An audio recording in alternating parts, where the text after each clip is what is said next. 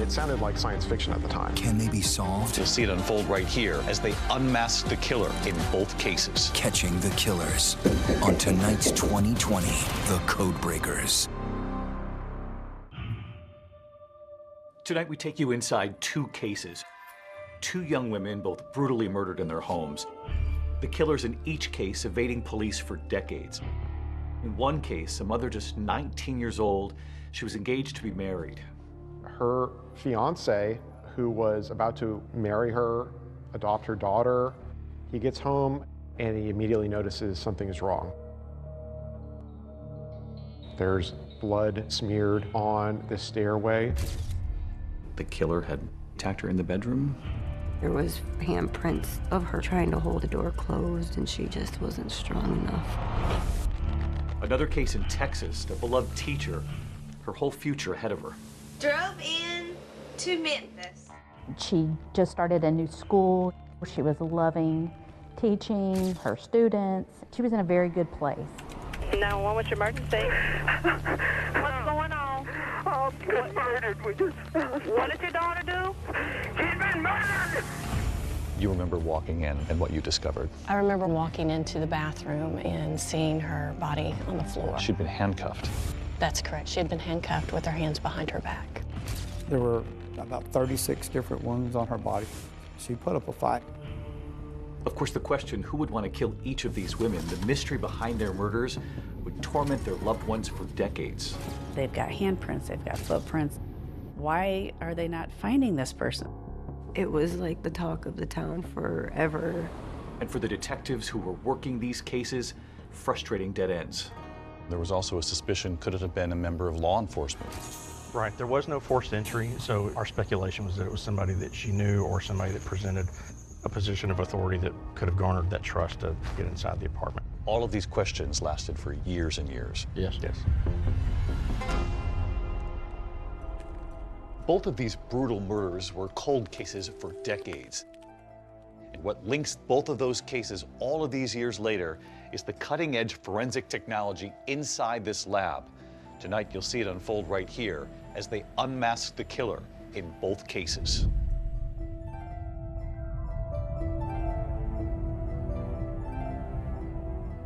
It's the first week of December 1988. 19-year-old Kathy Swartz is home with her 9-month-old daughter. In Kathy's living room, a tree decorated and ready for the first Christmas for her little baby. She was living with Mike Warner. They were, setting up their life, although he wasn't the father of the child. They were a couple and they were trying to make their way. He definitely came in and kind of was her knight in shining armor. They were a happy little family. Mike got up around 5:30 in the morning for his job. He gets home at 3:30 and he immediately notices something is wrong. Things were in disarray. Blood up the banister. And then in the bedroom was Kathy, very bloody, unclothed mostly. He would later describe it as like the walls were painted with blood.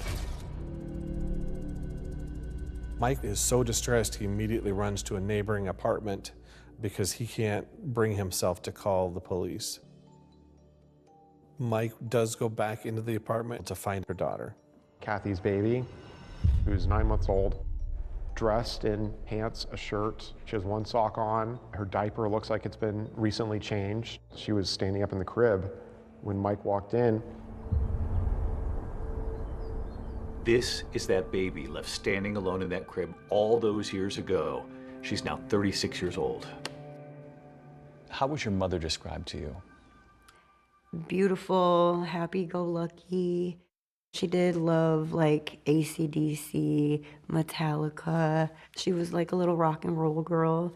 And everybody tells me that I was like her whole world. So you were 16 years old when you read the police report. Mm-hmm. It was awful for somebody to do what they did to her, knowing I was in the crib right next door. I just couldn't believe that somebody could do that. So detectives had questioned at the time whether or not this suspect had changed the diaper. Yeah. When the police got there on scene, I was dry. I didn't have a dirty diaper on, and it was some hours I was alone. So one of the first things that investigators notice is that there doesn't seem to be any sign of forced entry, which again suggests that she knew the person who came in and killed her. She was very good about locking her doors. I would call her and I would say, hey, I'm going to come over. And I would go to her door. It was locked. And I would knock. And she would, who is it? And then she would let me in. We theorized that the assault started in the kitchen because in the kitchen there was passive blood drops on the floor. And then the smearing goes up the stairway to the upstairs bedroom. There are defensive wounds found on her hands. Her throat has been cut in multiple places. She's been strangled. She fought like hell. She was trying to protect her daughter, and she did. And the idea that this happened and you were just a couple of feet away. Yeah. Makes me mad that I wasn't old enough to help her. I'm 100% convinced she was trying to save her baby. Because I feel like she would have just ran outside and yelled, but I was upstairs. And she wasn't gonna leave that apartment without me.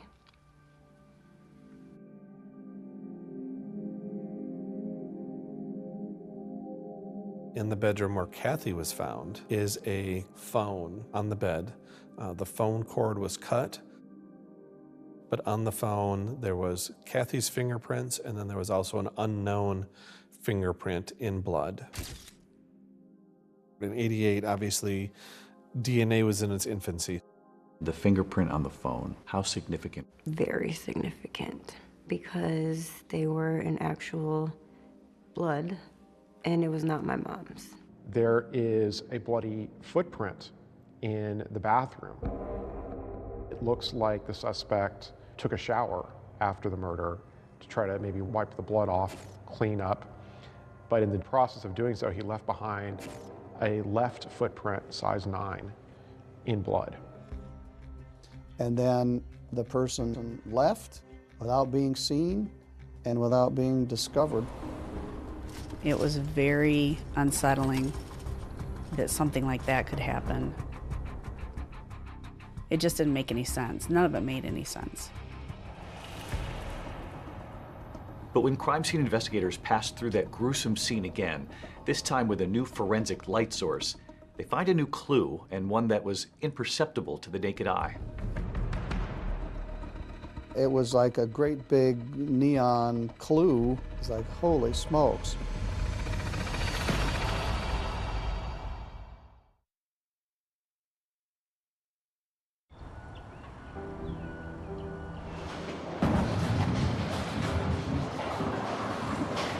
South Lanes is a bowling alley in Three Rivers, Michigan.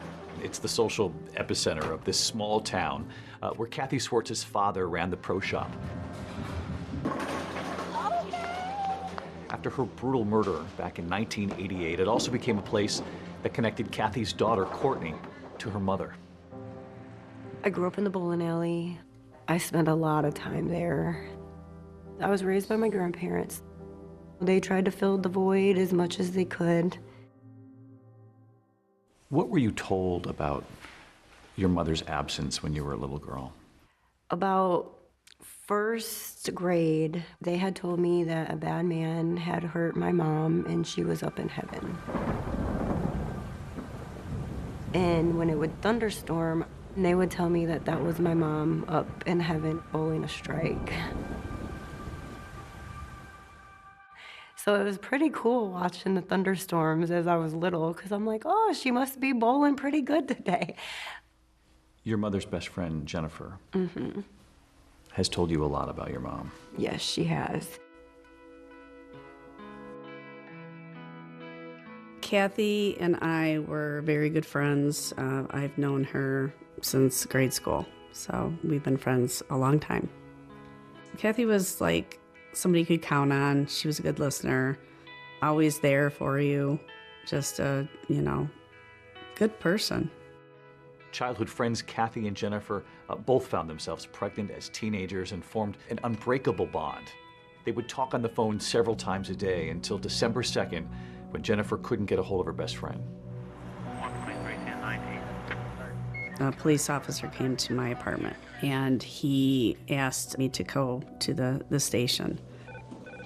I remember him asking me questions, do you know anybody that would want to hurt Kathy? Along those lines. And I finally just was like, what's going on? Is Kathy okay? And he told me, and I don't even remember.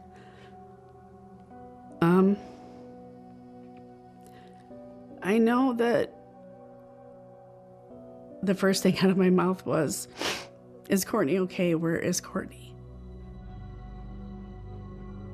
I do remember pictures of our first Christmas tree, and she had presents under there for me, but she never got to give them to me. We can see it's the pain you still carry with you. They were a young family just starting out. Kathy and Mike Warner had only been engaged about 3 weeks before her brutal death. And since he was the one who found her body, of course, police would have a lot of questions for him. When the police initially interviewed him, he had this kind of flat affect to his voice. He didn't seem to be all that upset that she was dead. He didn't get emotional, and that seemed very suspicious to police. I can't imagine, walking into that scene and what that does to somebody. There was polygraph examinations that were done with. We were able to verify that he was at work in Sturgis all day long, and there was no way he could have came back to Three Rivers to do it. I had no doubt in my mind that he didn't have anything to do with this. I knew it in my heart. No, he loved her. She and Courtney were his world. I go by Judge Jeffrey Middleton now, but at the time of this, I was Chief Assistant Prosecuting Attorney. We would have maybe one homicide a year, not a young woman killed alone in her apartment during broad daylight. At that point, they were leaving no stone unturned. So the police department actually rented the apartment for a month after the crime, just so that we could return and continue to look for clues and process. This is one of the first cases where they deployed alternative light sources. They went into the crime scene with a black light. On the refrigerator, they noticed 2 pieces of writing. Metallica was written on the refrigerator, and Harley was here. These were inexplicable writings that apparently had been erased. And we found that someone had written on her body, probably in magic marker on the inside of her thigh, and said, "I was here," with an arrow pointing up toward her groin. That was not visible to the naked eye. And when detectives speak to Kathy's friends, they hear about an ex-boyfriend named Troy Schultes. It turns out he had a nickname, Harley, which of course got their attention. He was a huge fan of the band Metallica. In fact, he has a Harley-Davidson decal on his truck. The truck was spotted outside Kathy's apartment that very afternoon of her murder. Well, that's who I told him to look at and, to question. I know a lot of other people did too. I don't know how to really describe it, but it was not a good they were not good together. When they further look into him, he doesn't have an alibi for that afternoon. So he immediately becomes their #1 suspect. They pick him up for questioning. Troy Schultes admitted that he was the one that wrote on the refrigerator and on the wall in the apartment, but he never admitted to writing it on her thigh. And he said, "Well, I didn't do it." And still with no solid alibi for the night of the murder, police zero in on Troy. I thought, that's got to be it. Because again, it's got to be somebody she knew, somebody she trusted.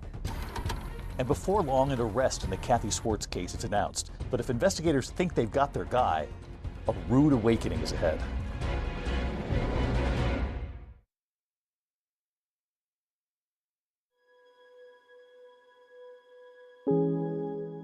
Kathy Swartz's daughter, Courtney, the baby left standing in her crib after her mother was brutally murdered, is a mother herself now. Why are you breaking everything? And she and her 4 children have stayed in Three Rivers, Michigan, finding comfort in a mother that she lost when she was just a baby. I do bring the kids out here for like holidays, her birthday, but I also do come out here a lot by myself too. Back in 1988, police believed they found the perpetrator who brutally murdered Courtney's mother, the man whose nickname was scrawled across her refrigerator, her ex-boyfriend, Troy Schultes. You know, you look at that and you think, well, that's somebody leaving a calling card behind that they were there. Without any kind of solid alibi and now under a cloud of suspicion, Troy is arrested, he's charged, and he pleads not guilty.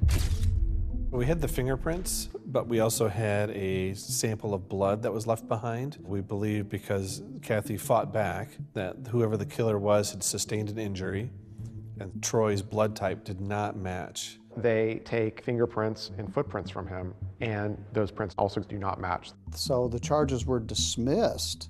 As it turns out, he was wrongfully arrested and wrongfully charged. So with the investigation now back at square one, the Three Rivers Police Department, they refocus on matching the fingerprint and the footprint found at the crime scene to the killer. We had fingerprinted and footprinted so many individuals that had been living in Three Rivers at that time, and none of them were a match. I thought we would solve this quickly. So the first month passed, we didn't know, 3 months passed, a year passed, and it wasn't solved. Police even looked at similar crimes that had taken place elsewhere in the area. They took fingerprints, footprints. There was no match. And the case got colder and colder. And as DNA technology improves, law enforcement, they continue to work the case. We fast forward to 2012. We're going over the evidence again. The fingerprint that they had found on the phone was in the suspect's blood, and it was still in viable condition to obtain a DNA profile from that. And we enter it into CODIS, and we think that's going to give us a hit. And of course, it doesn't. As the years continue to pass, the mystery and the collateral damage for this whole community only grew. The town was haunted by this. Did you feel the eyes of the town on you as you were growing up? Yes. And I was the baby, so like everybody wanted to take care of the baby, and you know, like it's still that way. When you don't have answers, you just have questions all the time. But it definitely changed me. It really changed me. I slept with a machete under my mattress for years. So every December 2nd represents another year without justice for Courtney and her grandparents. Today, the family is together remembering Kathy on the anniversary of her death. It's hard. Real hard. I felt a certain point that I wasn't sure that they would ever find out. Probably right there, before she died. It's been 25 years, but remembering hasn't gotten any easier for David Swartz. I think, yeah, probably the worst thing for me is the why. Why? Why did it have to happen like something like that?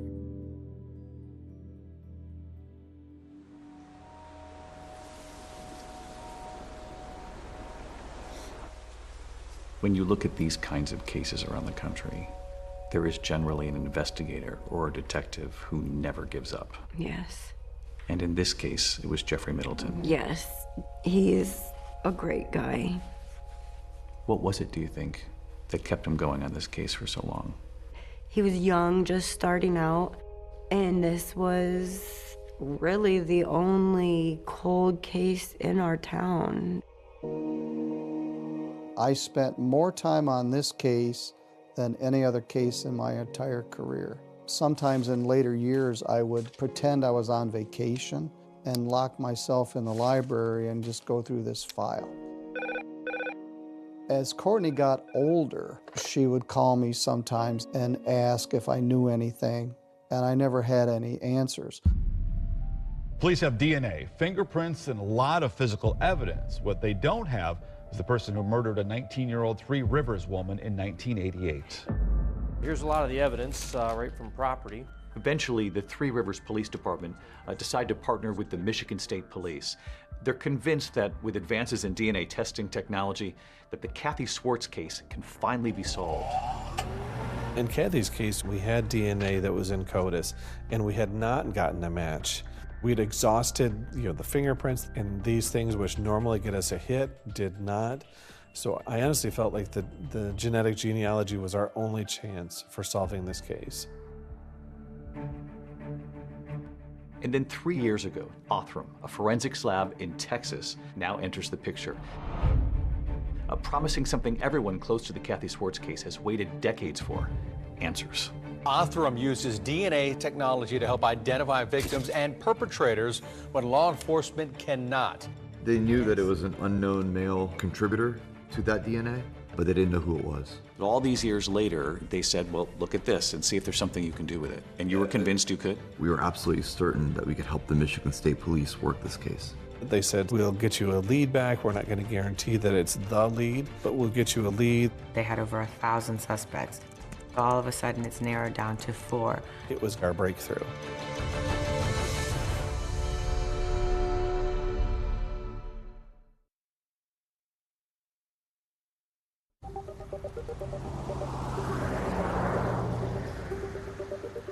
In 2022, a package containing DNA, that single bloody fingerprint from Kathy Swartz's pink phone, arrives right here at this building just north of Houston. To the outsider, it looks like just another office building, but what's actually happening inside, in these labs, is now changing how investigations across this country are being solved. This is the headquarters of Othram, a cutting-edge forensics lab that's been mentioned in some of today's most talked-about criminal investigations. And Othram has been credited by law enforcement with helping to solve cases that have been unsolvable for years now. How are you? It's good to see you. Good to see you. How are you? Yeah, Thank you. Welcome to Othram. David and Kristen Middleman are the husband and wife team behind all of this. Everything you see on our right side will be forensic. Everything you see on the left side will be research. Not every case is suitable for DNA testing right now. Burnt remains, exploded remains, really difficult mixtures. But we hope that one day we live in a world where every case can be suitable for DNA testing. So you'll hold on to remains for a while and keep trying. We don't give up ever. The Middleman's partnership, both in work and in life, actually began over a few blind mice. It's the year 2000. You've just started your PhD at Baylor. You're doing a study on mice. I was. And there was another young scientist. David, yep. So our projects collided, and he actually cured my blind mice. So I thought, wow, if this guy can do that, I think I'll marry him. David Middleman had worked in biomedical research for years before realizing that law enforcement was relying on a limited form of DNA testing. He knew that better technology was available, but said it just wasn't being widely used out there. It sounded like science fiction at the time. This way you could take decades-old DNA, put it into a genealogy database, build a family tree for your suspect, and then that takes you right to his door. That was pretty amazing. You start to think, wow, this is really an unused tool here for law enforcement. Yeah, it felt wrong that there were tools available, and yet there was this piling up backlog of cases that were unsolved. So at one point, you turn to Kristen and you say, I want to start my own lab. His words were, let's build a forensic lab of the future. And my words were, what? Who's going to give you evidence? You thought from the very beginning, who's going to trust us with this? 100%. I said, I don't think people will come. And he said, well, I'm going to build it and we're going to see. Within a year, he was solving cases almost every week. And the more cold cases they closed, the more publicity they got. And police departments around the world started sending them cases. It's just grown exponentially. In terms of publicly announced solves, Othram is #1 in the world. That includes homicides, rapes, unidentified bodies that they've been able to give names to. And Othram's reputation now for cracking these cold cases using DNA evidence and forensic genetic genealogy is what actually led Michigan detectives to send that 30-year-old DNA to this lab. In the Kathy Swartz case, this DNA was how old when it got here from that pink phone? It was decades old, and in spite of being so old, the DNA was still intact and usable for testing. You knew right away this was suitable, and this was just his DNA, the suspect's. Yeah, the DNA was a single unknown male contributor. It's a small sample, but in spite of that, there's anywhere from hundreds to thousands of cells worth of DNA. So if you touch David's hand, how much DNA, how many cells have you left there? Hundreds of cells. Hundreds of cells on his hand, and sometimes you're dealing with 10, 15. Even less. From years ago. Yeah. And still able to solve the case. It's a very, very sensitive technology. In this Kathy Swartz case, you've chemically labeled all the different parts of the DNA in this room right here, and what do you do with it from there? It is now ready to actually be read. This particular DNA sequencer is one of the most powerful sequencers This on here Earth. with the green? Yes. Give me a comparison to what authorities used to have to deal with. What would the DNA sequence reveal versus what you can reveal with the DNA sequencing from this machine now? Sure. So for the last 30 years, people have used a different kind of DNA testing technology that can measure 20 data points in the DNA. This machine actually can read out the entire sequence. So whereas you might get 20 data points in the earlier versions of this technology, this machine could give you anywhere from 100,000 to 1 million data points. 100,000 to 1 million? 100,000 to 1 million data points. So now that you have this sequencing that they just didn't have access to years ago, in this particular case, for example, what do you then do with that? So with the data file that comes out that might have 100,000 to 1 million DNA markers, you can do a lot more, including genetic genealogy and that search for distant relatives.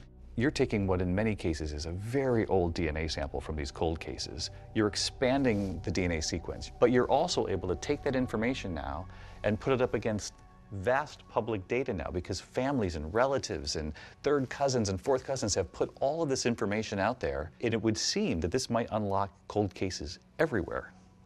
Correct.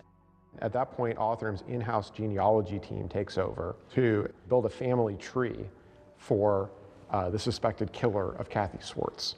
These types of crimes going unsolved have a ripple effect across society, not just the victim and the family not having answers, but the law enforcement that worked the case for decades, consumed by a case they can't solve. Finding those investigators and then gaining their trust is what Autherm says has been critical to their success in helping to crack these cases. In those early years, you have no background in law enforcement. Are you essentially making cold calls to police stations? I spent my time almost exclusively talking to law enforcement. You live in Texas, and you know if you want to land a case in Texas, you got to get to the Texas Rangers. But how did you convince them that we've got a tool here? Well, the one that I've done the most work with is Ranger Brandon Bess. Brandon Bess is almost out of central casting for a Texas Ranger. He's this imposing man with his white hat. When David Middleman founded Autherm, nobody had heard of them. And when Bess visited in 2019, he was really kind of taken aback.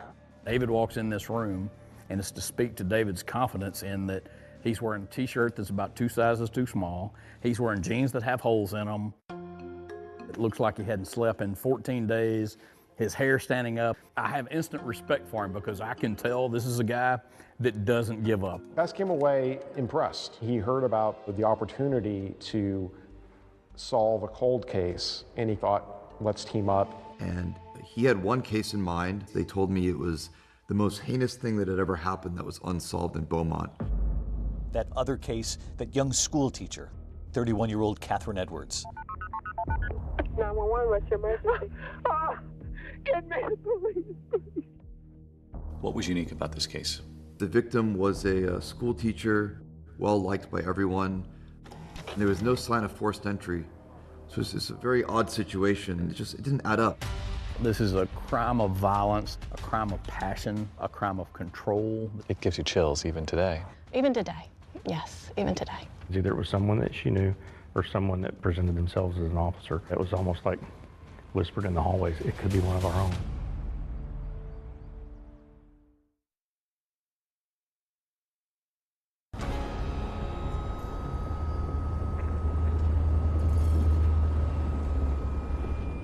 So on January 14th, 1995, The Beaumont Police Department gets a 911 call from a man at a townhouse in West Beaumont. Oh, Jesus! 911, what's your emergency?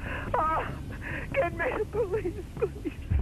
He had found his daughter in the second floor bathroom, slumped over the tub. Okay, ma'am, what's going on there? Our daughter has been murdered. Okay, what happened, ma'am? We came over here and found her. She's handcuffed. She's been tortured. Please, okay, we're sending someone. Don't hang up, all right? Okay, is there anyone else in the house? My husband is here with me. Okay. We found her. That woman was Catherine Edwards, and she's a teacher at a local elementary school. She was supposed to have plans with her sister and family for lunch. When she didn't respond by phone call, they went by her house and found that her car was still there. Got inside the house with a key. Her father said he grabbed her and pulled her over and rolled her over to look and see if there's anything he could do. He was crying hysterically. Yes, the police and an ambulance. To listen to the emotion in those calls, you know, just gut-wrenching. In my 30-plus years, I'd never heard anything like it. Dad covers her with a towel. Police show up. There's one officer by the name of Carmen Brown. She shows up first, and she secures the crime scene. And that officer, Carmen Brown Apples, has the memory of her entering Catherine Edwards' townhouse, has played over and over again in her mind for decades. You remember walking in and what you discovered? I remember walking in and going up the stairs, looking first into the bedroom that was very much in disarray. What did you find as far as the bedroom and the bathroom? Bedroom, there was looked like there had been some type of tussle in there. Things had been knocked around, sheets were partially torn off, a portion of the bedpost had come off. And then walking into the bathroom and seeing her body on the floor. She'd been handcuffed. That's correct. She had been handcuffed with her hands behind her back. When her mother said her name, yes, you thought, I know her. I know her. I went to college with her. We were in sororities together. She was so full of life and so friendly and so nice. That just always stuck with me. To come to the scene and then suddenly realize it was Mary Catherine, it just knocked me for a minute. It gives you chills even today. Even today, yes, even today. She is not your typical victim by any stretch of the circumstance. It was an extremely unusual case.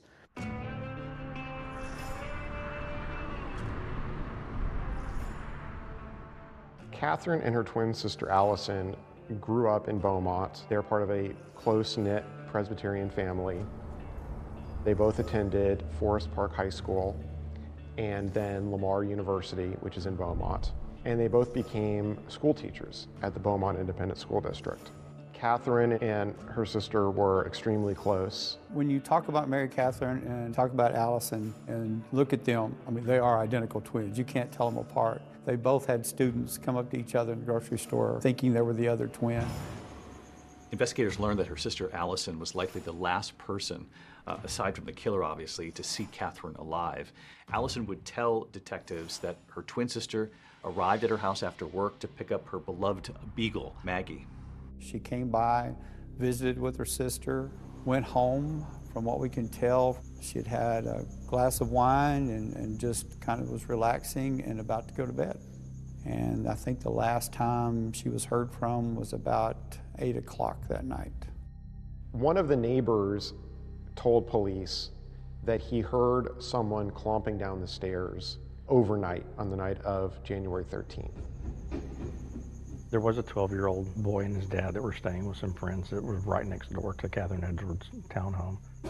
He heard somebody run down the stairs and then a door slam, and a little while later a car sped off with loud music. There were some other neighbors that heard some loud banging. It lasted for 60 to 90 seconds. And they said they never heard a scream, so they just figured that something else might have been going on. They had no idea that there was a murder taking place next door. Crime scene investigators found that there was no sign of forced entry, which is significant because it either meant that Catherine had kept her door unlocked or had potentially recognized her killer and let him in. Of course, in these cases, it's standard procedure for investigators to look at those closest to the victim. And really, from the beginning, her ex-boyfriend is seen as a prime suspect. But critical evidence from the scene actually points in a different direction. The crime scene investigators at the time also collected a lot of evidence from the house, and one of those pieces of evidence being the bedspread. Investigators found semen on Catherine's bedspread and from the rape kit. We've got some DNA here. Now we just got to match it. The DNA actually doesn't match her ex-boyfriend, and he's now cleared in the case.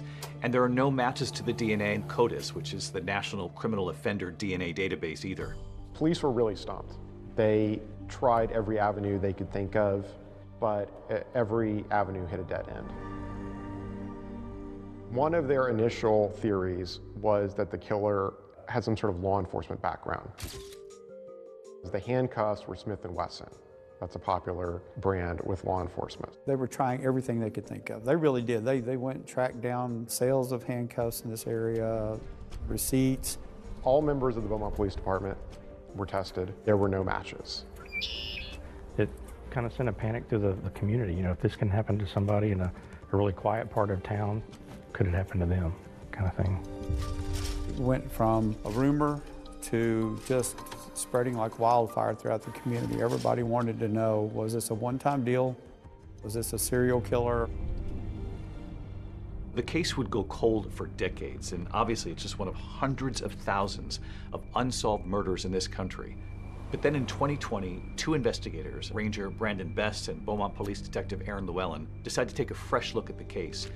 At the time, Bess had just been connected with this new lab called Othram, and Detective Llewellyn knows that there's DNA that's actually available to test in this case. But when Brandon presented Othram to me right then and there, I'm like, let's make this happen. We believed that was going to be our only hope. The last hope for answers, the DNA evidence from the murder of that elementary school teacher, Catherine Edwards, is now headed to Othram for testing. Bloody fingerprint left on a phone and a footprint. And in the case of that Michigan mom, Kathy Swartz, what new lead is about to be uncovered right behind this glass?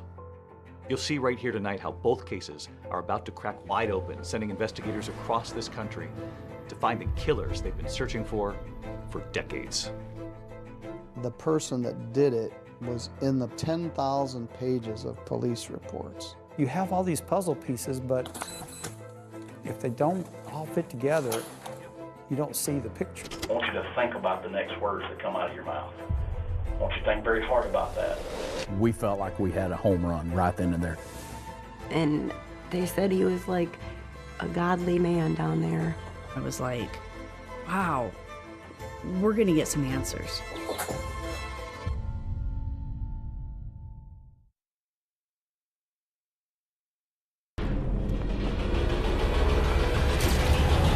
Tonight, two horrible murders. I just felt awful. And now a survivor who lived to tell. I was just like, I can't tell him. I'll never tell anybody what happened. What did your daughter do? She's been murdered! It gives you chills even today. Even today. That someone had written on her body, on the inside of her thigh, and said, I was here. But only one way to solve them after years of going cold. I honestly felt the genetic genealogy was our only chance. But all these years later, they said, well, look at this and see if there's something you can do with it. It's his fingerprint, it's his bare bloody footprint, and it's his DNA. It turned into a massacre. The floor goes out from under you. I'm like, no way, this cannot be happening. He said, your sister's dead, your sister's dead. There's two people that know that story. You're one of them, and she's the other. And she can't talk. Without the DNA, the story doesn't matter. That the two of them were able to go back and look at that evidence. Yes. From when you were a 9-month-old baby. Yes. In the crib. just a few feet from your mother. And there was a moment like, oh, this is our guy. For some families, you are the last hope.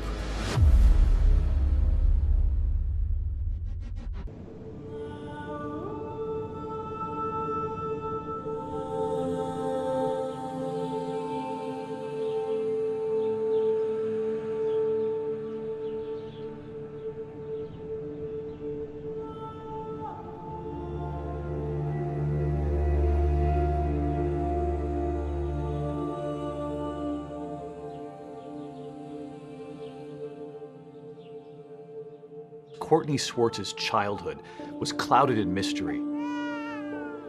She was the sole survivor. She was just a baby at the time during a vicious attack that left her 19-year-old mother, Kathy Swartz, strangled and stabbed to death right near her. Among the clues left behind at the scene, a single bloody fingerprint on Kathy's pink phone. It contained DNA of the possible killer. But of course, the question for decades, who was the killer? For years, you were haunted by that question. Yeah, growing up, most kids, you know, they look at people and they don't have to think, is that the man that killed your mom? And everybody that I met, that's the first thing that would pop into my mind.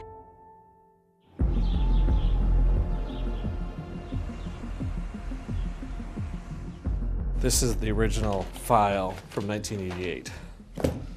When you have your files in a cold case, the killer's name, it's in there somewhere. The profilers really believed that whoever it was would return to her gravesite. And for years, that was part of our initial rookie training program was, this is Kathy Swartz's gravesite. If you see somebody at that gravesite, you need to stop and identify them because they could be a prime suspect in the murder.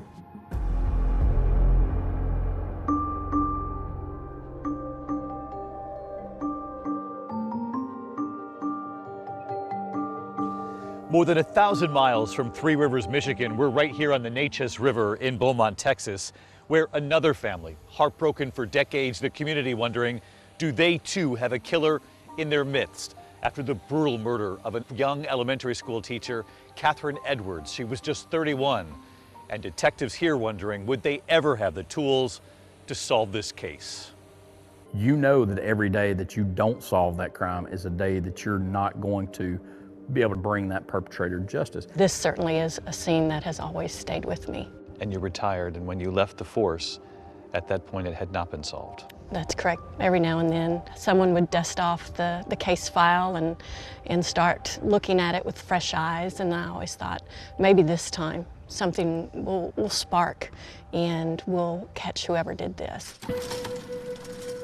It would turn out that spark, the one that would finally reignite the whole investigation into the murder of Catherine Edwards, was actually coming, thanks to a major leap forward in forensic technology.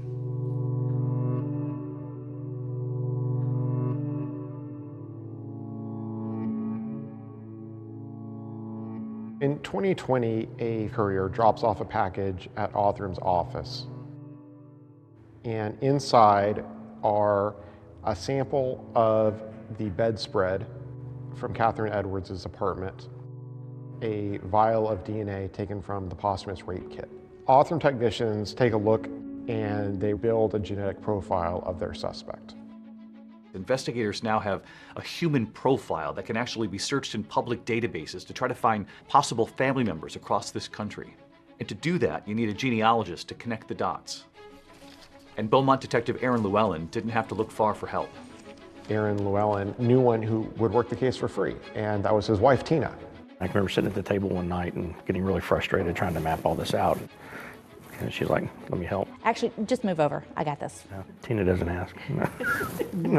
Tina Llewellyn was a detective in the Beaumont Auto Crimes Division. And she had an amateur interest in genealogy. I can remember dozing off one night and I wake up and she's got lines going here and lines going there. So now, along with the Middlemans from the Othram Forensic Laboratory, you've got two husband-wife teams actually working the case of this elementary school teacher, Catherine Edwards. And soon another critical partner joins the hunt. When Tina Llewellyn is looking through the matches to their suspect. These are distant relatives of the suspected killer. She notices that a lot of them are clustered in Cajun country in Louisiana. And the same contact name keeps popping up.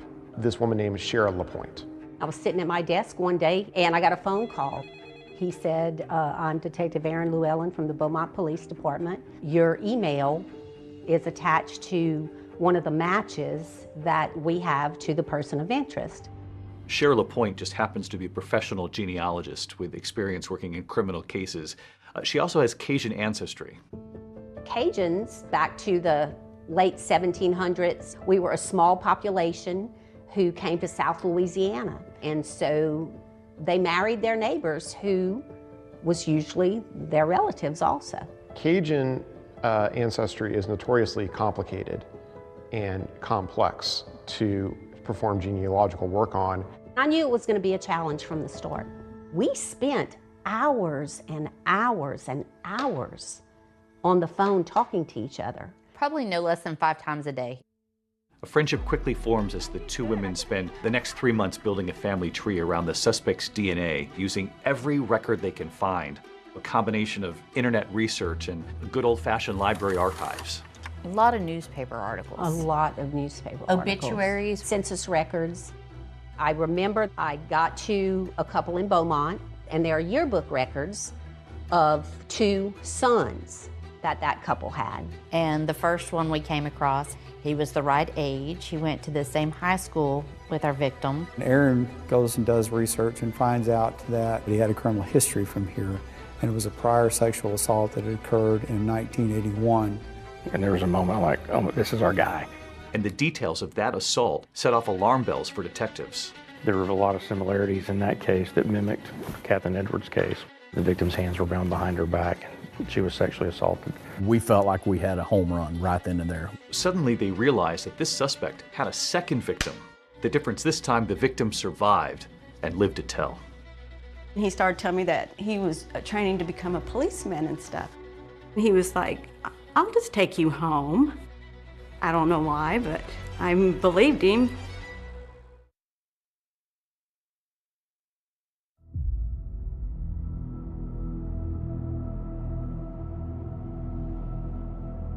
So all these years later, investigators in the Catherine Edwards case, the school teacher who was brutally murdered, now think there might have been a second victim of the suspect who is still alive, Paula Bledsoe Ramsey. I was 19. There was a new country western bar that opened up. I really didn't want to go that night, but I'd promised the other girls that I would go. I decided I wanted to leave. I was done. I wanted to get home. The parking lot was mud, and my car was stuck in the mud. I just thought, I'll just walk to the gas station and call my mom. She says a man offered her a ride home. He said his brother's name, and then he said where he went to high school, and then he said, do you go to Forest Park? And I was like, yeah. And then he started telling me that he was training to become a policeman and stuff. And so then he was like, I'll just take you home. And I don't know why, but, you know, I believed him.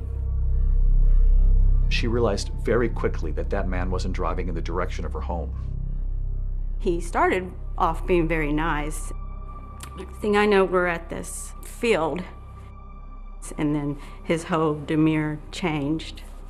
He drove her to a nearby park, threatened her with a knife, tied her hands behind her back, and raped her in the backseat of the car. Then he dropped her off at her house.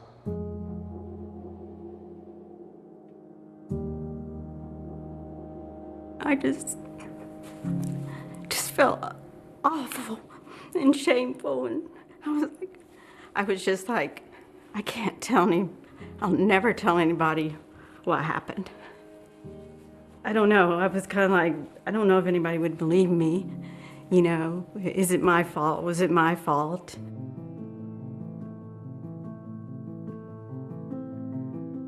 Paula said she summoned the courage about a week later to tell police what had happened. They would soon tell her that they identified the man who attacked her, and it turns out he wasn't a police trainee. He was a 21-year-old salesman in Beaumont. He said, yeah, I did it. I just got carried away. She said that the prosecutor talked to her, said, you know, this is his first offense. We want to plead him to an aggravated assault.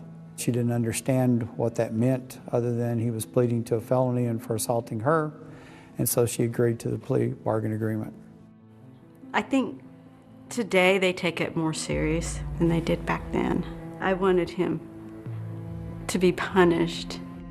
I think I was just pushing everything down and just trying to focus on with life.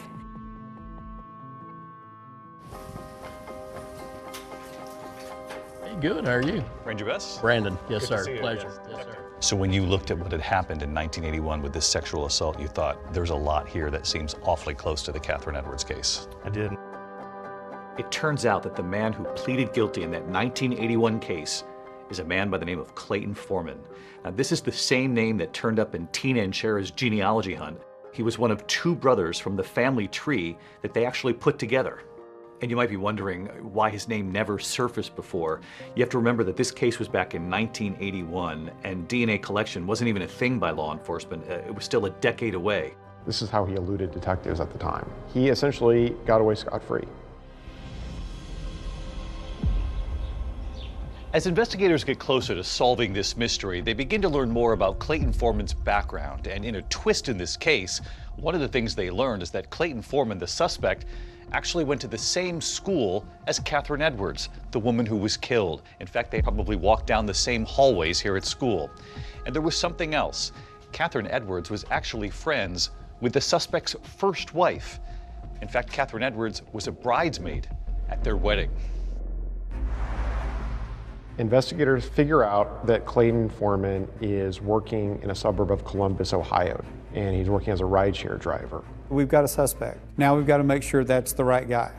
So they go, they pull the trash can, they get some plastic silverware from takeout and some other things from the trash can. So you tell the FBI what you found, and they gather some trash at the suspect's home in Ohio. Correct. They shipped that down here to me, and then once I went through it, I coordinated with our lab here in Texas to see what items would be best to test, and they compared it to the evidence that we had.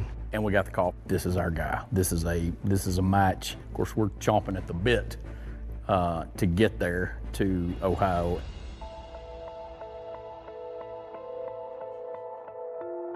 So he'd been told that one of his Uber customers had had something taken and that he needed to come down. Maybe you guys could ask him a few questions about it. That's not what you were going to ask him about. No, not at all. What we're here about is we're cold case investigators. You want that shock and awe factor. You want him to walk in the room, you want him to see a guy with a cowboy hat on, and he knows that this is not someone from Ohio. We're asking you to visit with us about a crime that we're investigating, okay? You don't have to talk to us at all. He thought we were there just following up on an old case, like, hey, these guys, they don't have anything. They're just asking me all these questions in case they do one day. I don't think he had any idea that we had his DNA. So the crime that we're looking at is the murder of Mary Catherine Edwards. She was murdered in 1995. She and her sister, Allison, were actually in your wedding. Right. And 1982. Were you aware of the crime even? No. You didn't know that Catherine Edwards was murdered? No, sir. Did not. Wedding night only would have been the only time you've seen her? Probably so. Okay. Never, obviously, had sex with her? No. Never? Never. Did you ever go in her house at all? Any house that she ever lived in? No. Clay, I'm gonna level with you. Okay? Right here and now, and I want you to hear me real close. All right, sir. What I'm gonna tell you right now is your DNA was on Catherine's bed and was inside Catherine. Okay. I mean, I don't know how I got there, but per se it was there. There's only one way for it to get there. Okay. And that's by you putting it there. Okay. There's two people that know that story. You're one of them, and she's the other. And she can't talk. Mm-hmm. What I ask you is, now, to be honest with us completely, and tell us, how did that happen? I'm not going to say anything. So if I need an attorney now, You probably need one, or you do need one. I'll need an attorney. After he makes it outside, that's when we execute the arrest warrant and arrested him. You showed up with the handcuffs that he used on Catherine Edwards. We did, and got to put him on him after we got through interviewing him. Did he know that those were the handcuffs he used? He was told. New developments tonight on the murder of a beloved Beaumont teacher. So finally, 36 years after Catherine Edwards' murder and arrest, the team can now return to Texas to prepare for trial. And in South Carolina, another team of investigators, they're now chasing a promising lead in their case because of this new technology. The murder of Michigan mom Kathy Swartz, whose daughter has gone so many years without answers. At what point did hope return for you? I got a phone call from Sam Smallcombe, and he said, we may have the guy that killed your mom. Hey, gentlemen, how can we help you?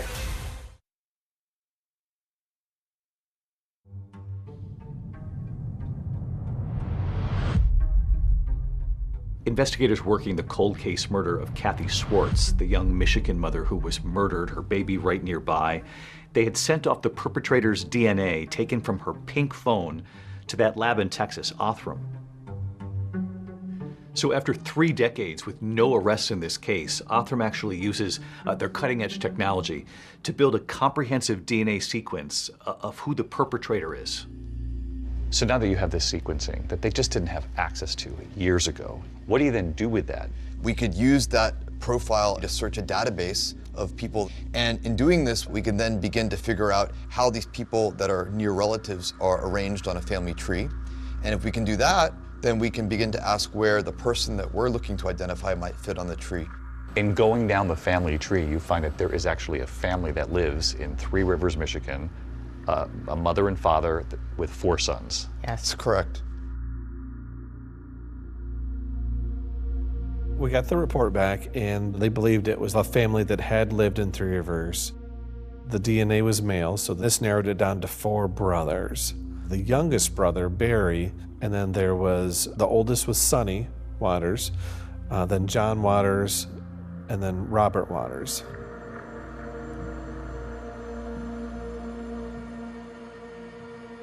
We were very excited because now we have leads to run off from. We were very quickly be able to eliminate Barry because his DNA that was in CODIS. And they're able to rule him out, so they take him right off the list. Detectives then track down 2 more of the Waters brothers, who both quickly agree to turn over their DNA. 1, 2, 3, 4. And with that DNA, they're able to eliminate them as well, which just left Robert Waters. Robert Waters was married, had a couple of children, and had been living in Beaufort, South Carolina for quite some time. He was a local business owner and had a plumbing business. And from what detectives can tell from looking at his wife's Facebook page, Robert Waters appears to be a happily married family man.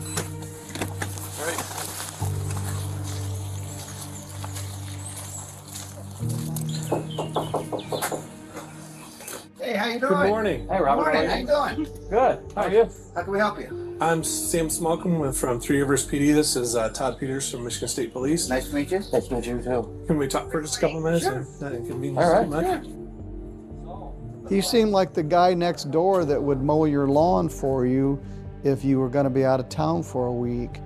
So I'm helping Sam, and we reopened this case from Three Rivers from way back in the day, going back through and getting interviews and just clearing everything up. Okay. So we were wondering if you'd have time to come down to the PD and talk with us down there.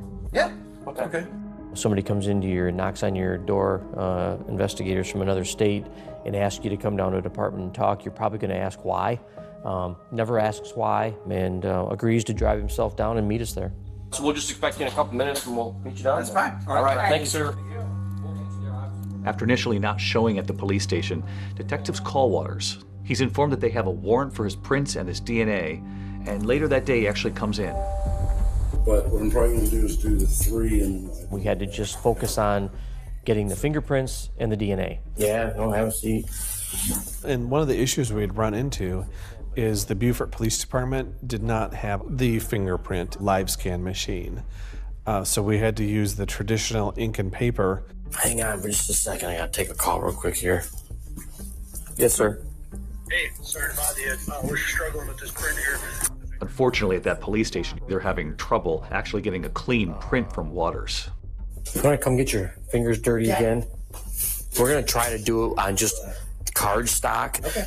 So we rolled them a second time, sent those back. Never gets upset about it, never gets worked up about the time. We're going to go flat down.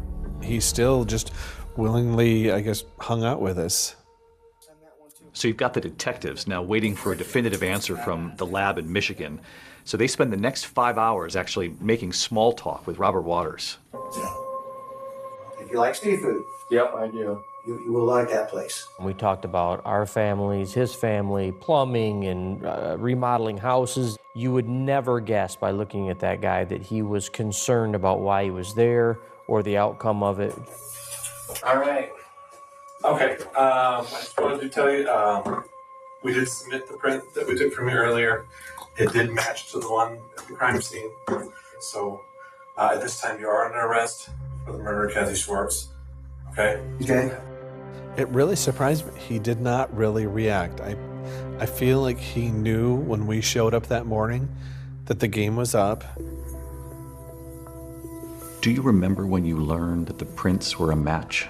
There was just so many emotions and everything going on that I was just overwhelmed and so excited because finally they had him.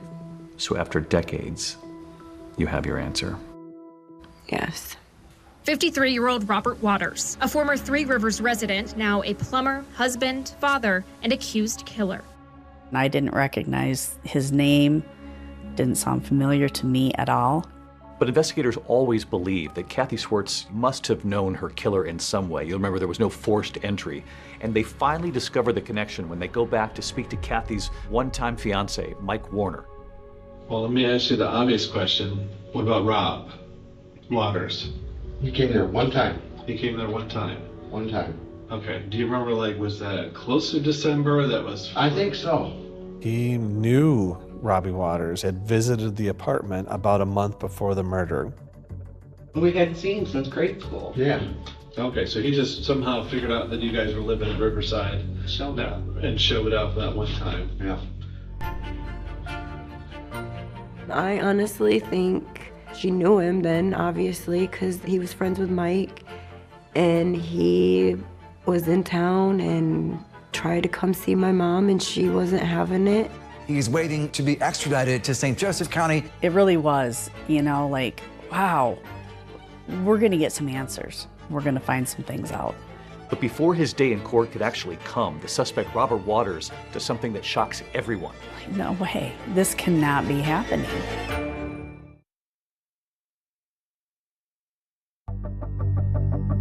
A major breakthrough in a cold case murder out of Three Rivers. And investigators say they have finally arrested a suspect. His name is 53-year-old Robert Waters. Those too tight? No. The plans were already in place. He had waived extradition, so he knew that he's going to be brought back to Michigan. They go down to South Carolina, and they discover that this man had been living a full life. Yeah. Married, children, a job. A good job. A good life. And they said he was like a godly man down there. To that you say? No. They don't know the real man. But after evading law enforcement for decades, Robert Waters never makes it back to Michigan. At like 6:30 in the morning, I received a call from an investigator from Beaufort, and she had explained that she had just come from the jail and that Robert Waters had hung himself in his cell. I'm like, no way, this cannot be happening. Again, like a disbelief, you know, like why, how could this happen? Yeah, he had some material that they'd given him in the jail, and it was some devotionals, and the parts that he had ripped out talked about forgiveness and asking for forgiveness. To me, it says that you're guilty. I mean, no one is going to do that in that situation if they're innocent. You feel robbed that you did not get the opportunity to see him face to face. Yes. I just wanted him to feel my presence in the room. What would you have said to him in court? I don't think I would have said anything. I just think I would have walked in, and my presence is enough words for him. He would have seen that baby Yeah. that he left there in that crib all those And years. probably my mom, because I look like her, they say. He's a coward. To take her away from all of us in the manner that he did, and then he got to go live his life. You're not gonna give us any answers. I mean, he's just a coward. But remember, there are 2 cases here that have been unlocked by this new technology. And back in Beaumont, Texas, Catherine Edwards' loved ones are determined to see the suspect in that case, Clayton Foreman, the man charged with murdering her, face a jury. Clayton Foreman goes on trial in March of 2024 in Beaumont. He is charged with capital murder. Clayton Bernard Foreman, how do you plead to the indictment, guilty or not guilty? Not guilty. There were family there, there were friends there, there were former students of Catherine's that were there to see that justice was going to be served. Prosecutors begin by playing that 911 call Catherine's parents made for the jury. The police, please.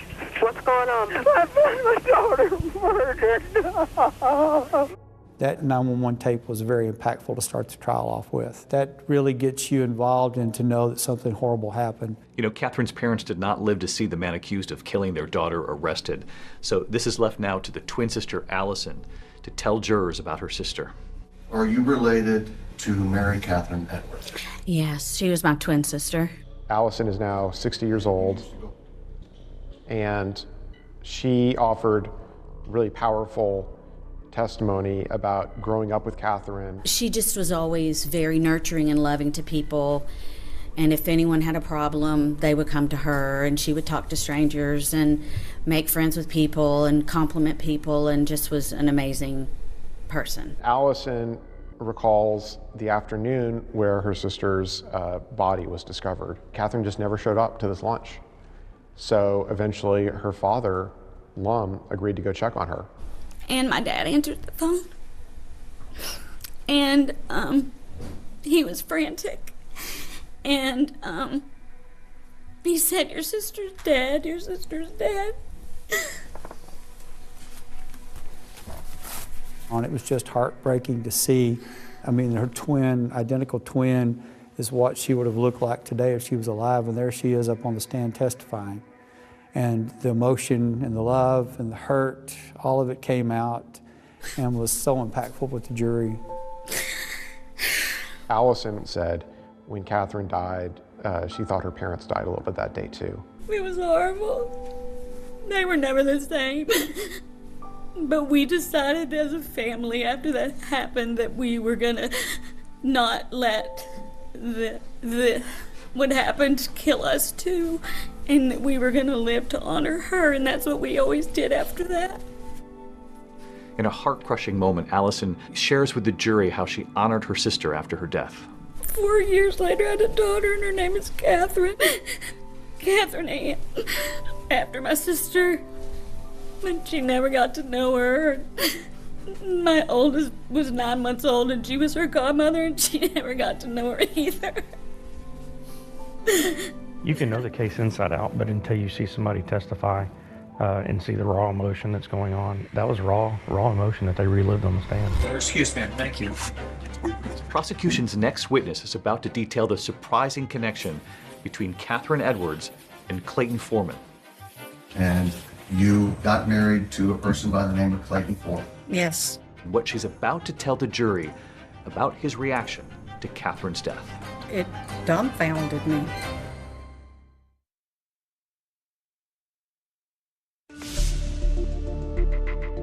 Jurors in the trial of Clayton Foreman, the man accused of killing that school teacher, Catherine Edwards, are now hearing about this investigation that took nearly 30 years, and all of it now culminating with this cutting-edge DNA testing done by that Texas lab, Othram.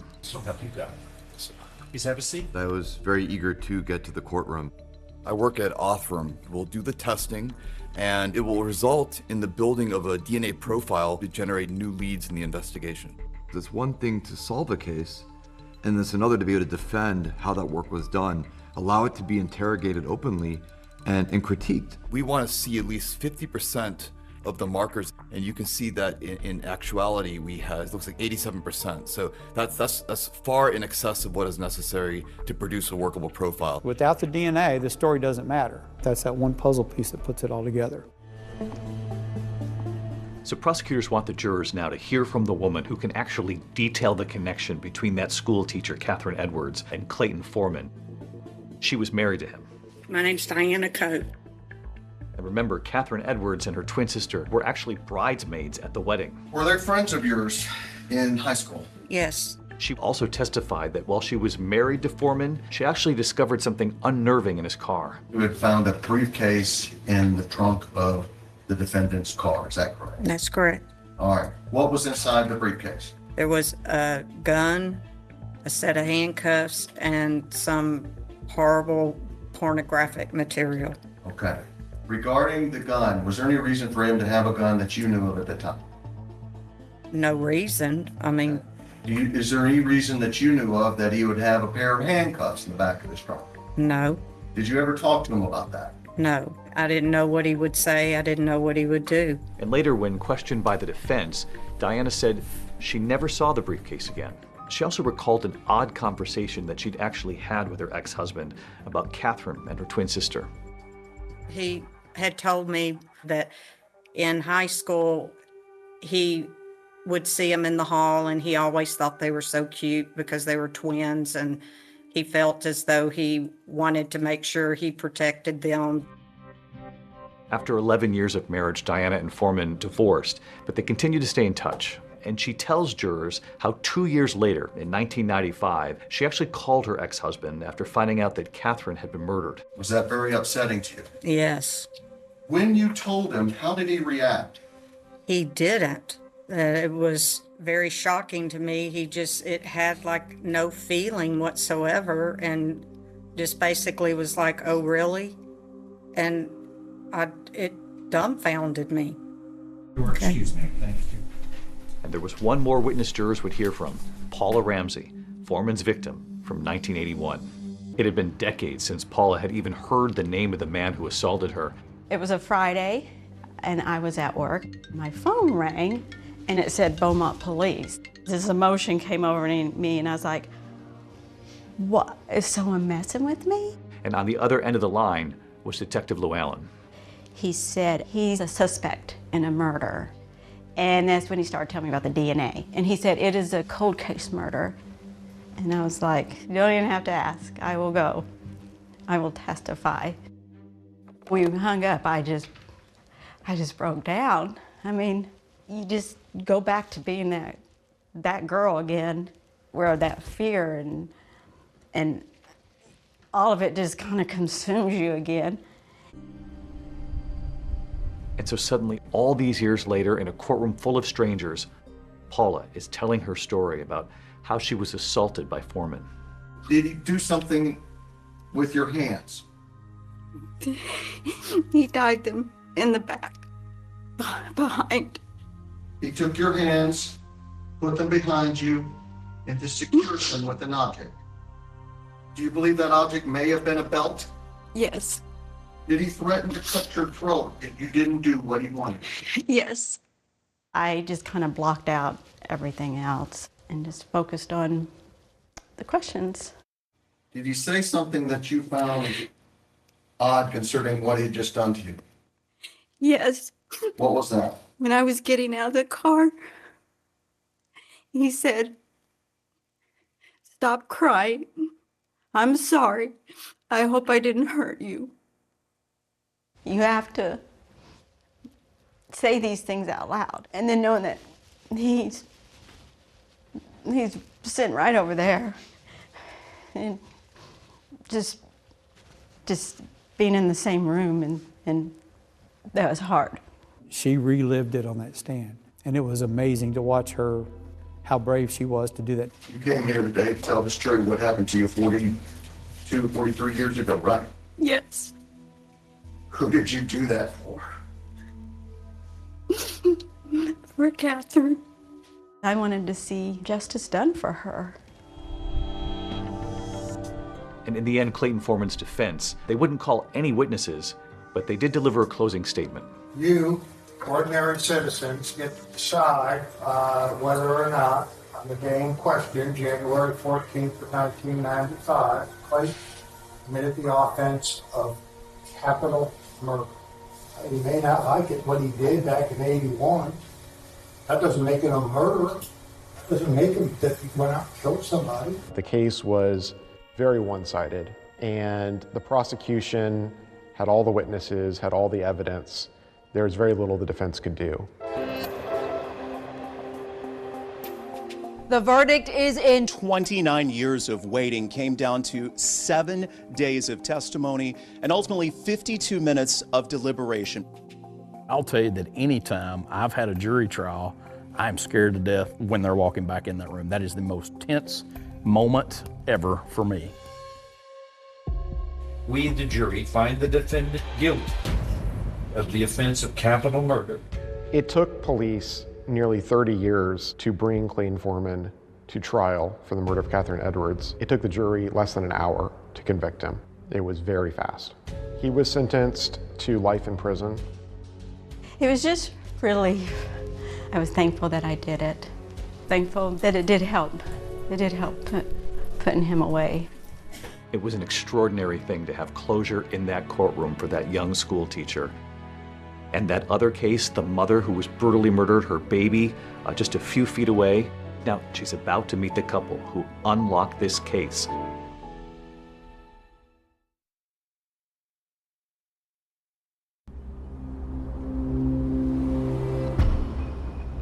As we stand here today, all these years later, it's so peaceful and quiet here.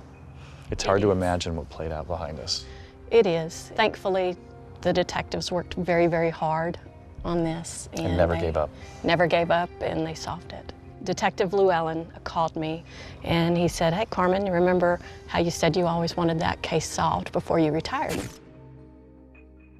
Well, I know you've retired, but I think we got him," and he did. I can see the satisfaction on your face. Justice after all these years. After all these years, absolutely. Justice, finally, for that elementary school teacher, Catherine Edwards. And in the second case, justice as well for Kathy Swartz's daughter, Courtney. Hi, Courtney. Hello. Hi. So these are the two who helped solve the case. Hello, Kristen.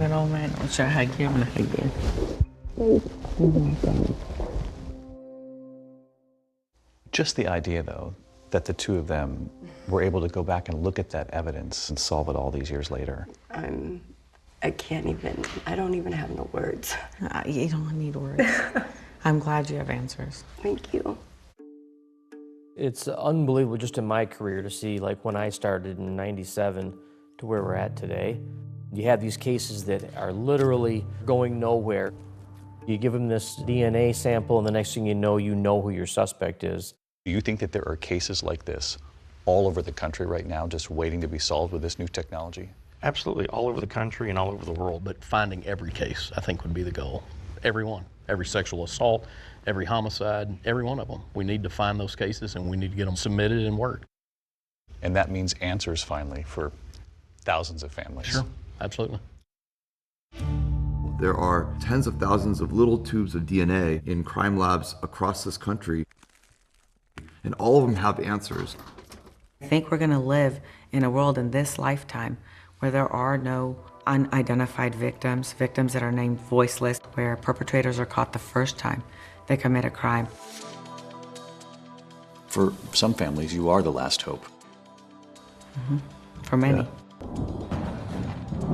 I don't believe in closure when you've gone through something as horrible as one of these violent crimes, but I do believe that truth allows you to turn the page. I have been living with this for 36 years, and these people, they took their time. They solved this case with DNA so I can close this book and open up my own book with my own kids. And there's no words for that.